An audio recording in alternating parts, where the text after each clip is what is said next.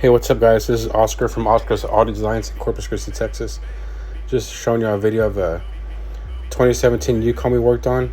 This is the same vehicle we put the JO audio system in it, as you can see in the video. But we also added fiber optic stars in the ceiling with the meteor. It's a 600-piece kit and has a meteor. The meteor, we split it. When I say split, it means we cut the strands, divided them so we make two meteors. Some people make more, but I think it looks pretty with one long one or two of them. This is our helper, Theo. He works here sometimes part-time. He has another job full-time. This year I'm cutting the excess strands. And yeah, we put one meter in there, and we also hit over 600 subscribers. So I'm going to pick the winner probably the end of this week for the zero gauge wiring kit. Everybody that commented on the video. So I will comment on that video and have them reach out to me, whoever the winner is. And I have a lot more video. I just kind of work alone 100% of the time. Well, like 95% of the time, so it's kind of hard to upload more videos, but I'm working on top. We're just getting custom doors done.